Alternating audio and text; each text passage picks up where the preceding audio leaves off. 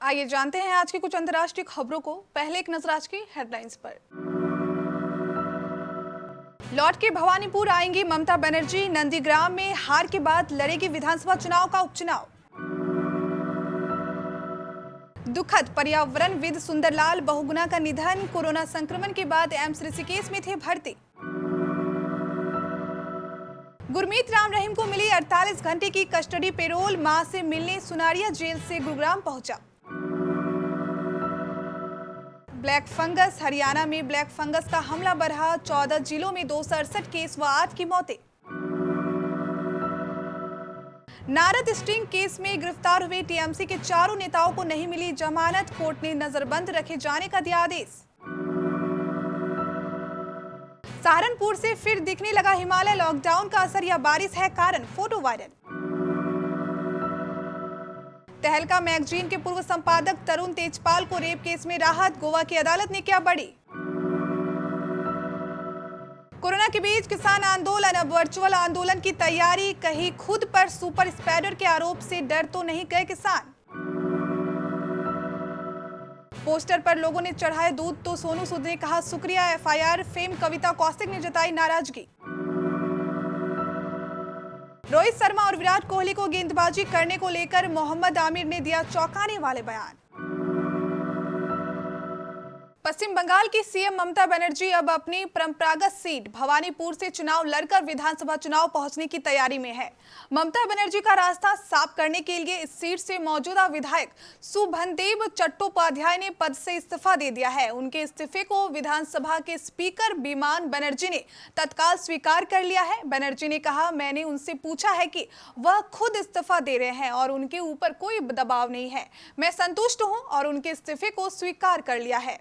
अब उपचुनाव में ममता बनर्जी मुकाबले में उतरकर विधानसभा की राह तय कर सकती है। ममता बनर्जी पहले भी भवानीपुर सीट से ही चुनाव लड़ती रही है, लेकिन इस बार उन्होंने नंदीग्राम से उतरने का फैसला लिया था। नंदीग्राम में उन्हें अपने ही पुराने सिपह सलार और बीजेपी के नेता शुभेंदु अधिकारी के मुकाबले हार का सामना करना पड़ा था। नंदीग्राम से हार के बावजूद वह मुख्यमंत्री बनी है। ऐसे में उन्हें 6 महीने के अंदर विधानसभा की सदस्यता हासिल करनी होगी। एम्स ऋषिकेश में भर्ती पर्यावरणविद सुंदरलाल बहुगुणा का शुक्रवार दोपहर 12 बजे निधन हो गया। सुंदरलाल बहुगुणा कोरोना से संक्रमित थे। चिपको आंदोलन के इस प्रेरणाता के निधन की खबर सुनकर पूरे राज्य में शोक की लहर है। कोविड नियमों को ध्यान में रखते हुए पूर्णानंद घाट ऋषिकेश पर राजकीय सम्मान के साथ स्वर्ग बहुगुणा का अंतिम संस्कार किया गया। इस दौरान विधानसभा अध्यक्ष प्रेमचंद्र अग्रवाल, जिलाधिकारी Dehradun doctor Ashish Srivastava, mayor Anita Mamgai, SSP Yogendra Singh, SP देहात स्वतंत्र कुमार, पर्यावरणविद अनिल जोशी, मेलथा आंदोलनकारी समीर रतूड़ी, एसडीएम वरुण चौधरी श्रद्धांजलि देने पहुंचे। अखिल भारतीय आयुर्विज्ञान संस्थान ऋषिकेश में भर्ती 94 वर्षीय पर्यावरणविद सुंदरलाल बहुगुणा को कोरोना के साथ ही निमोनिया भी हो गया था। उन्हें सीपेप मशीन स्पोर्ट पर रखा गया था। उनका ऑक्सीजन सैचुरेशन लेवल 46% पर आ गया था। एम्स में चिकित्सक उनके ब्लड शुगर लेवल और ऑक्सीजन लेवल को संतुलित करने में जुटे थे, लेकिन उन्हें सफलता नहीं मिली। वह डायबिटीज के मरीज भी थे।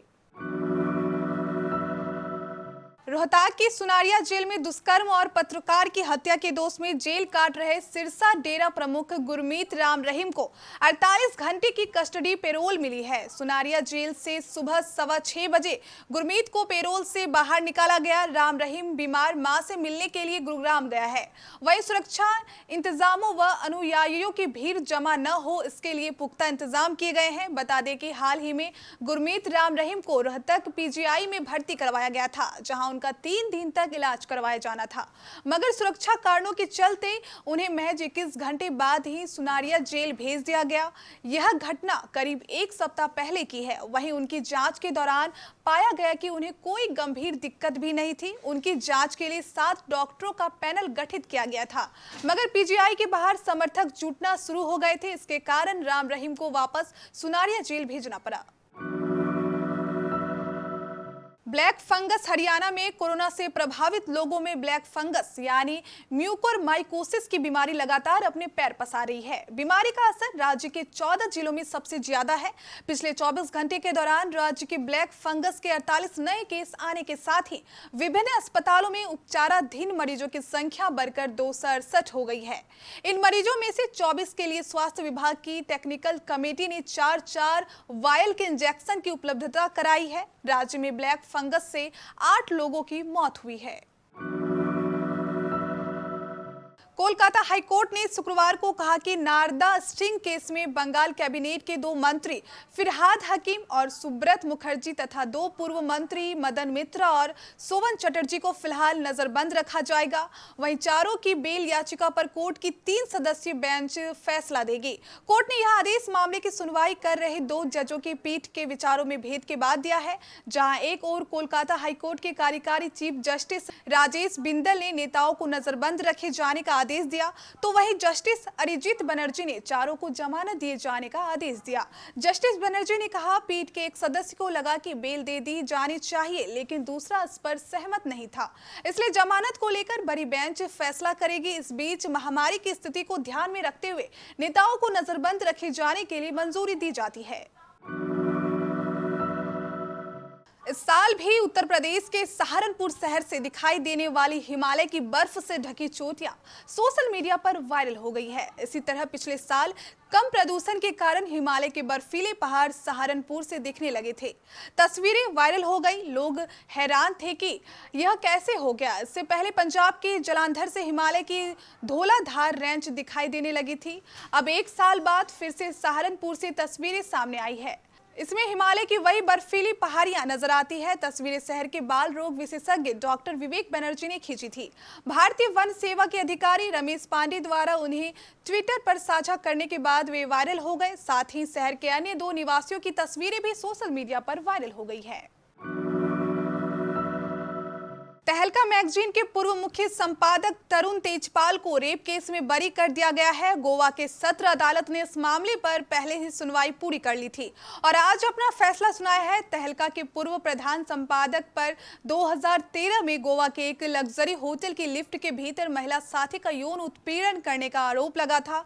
हालांकि उन्होंने शुरू से ही खुद को निर्दोष बताया था। आपको बता दें कि इससे पहले अतिरिक्त जिला अदालत 27 अप्रैल को फैसला सुनाने वाली थी, लेकिन न्यायाधीश दोषी ने फैसला 12 मई तक स्थगित कर दिया गया था। 12 मई को फैसला एक बार फिर 19 मई के लिए टाल दिया गया था। अदालत ने पूर्व में कहा था कि कोरोना वायरस वैश्विक महामारी के चलते स्टाफ की कमी के कारण स्थगन किया गया था।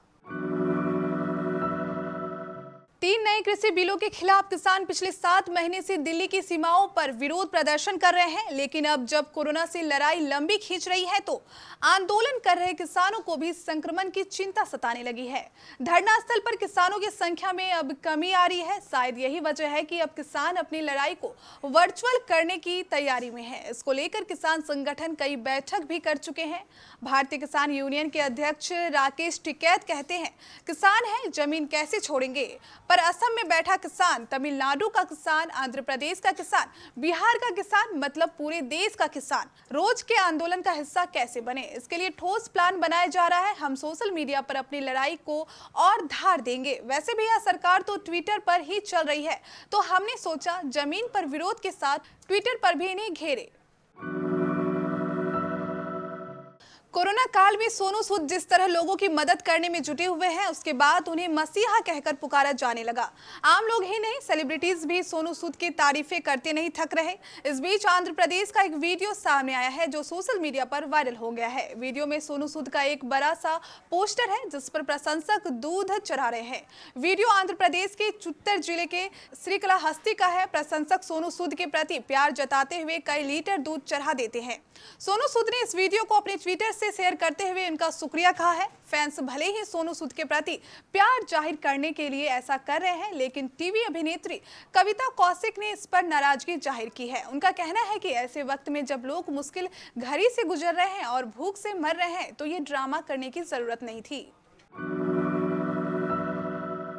पाकिस्तान के पूर्व तेज गेंदबाज मोहम्मद आमिर ने टीम इंडिया के कप्तान विराट कोहली और लिमिटेड ओवर फॉर्मेट के उपकप्तान रोहित शर्मा को गेंदबाजी करने को लेकर कुछ ऐसी बातें कही है जिसकी खूब चर्चा हो रही है। आमिर का विराट और रोहित के खिलाफ गेंदबाजी का काफी अच्छा रिकॉर्ड है और उन्होंने कहा कि इन दोनों बल्लेबाजों को गेंदबाजी करने में उन्हें कभी मुश्किल नहीं हुई है। इतना ही नहीं, उन्होंने कहा कि रोहित और गेंदबाजी करना तो उन्हें आसान लगता है। आमिर का मानना है कि वह रोहित को दोनों तरह से आसानी से आउट कर सकते हैं।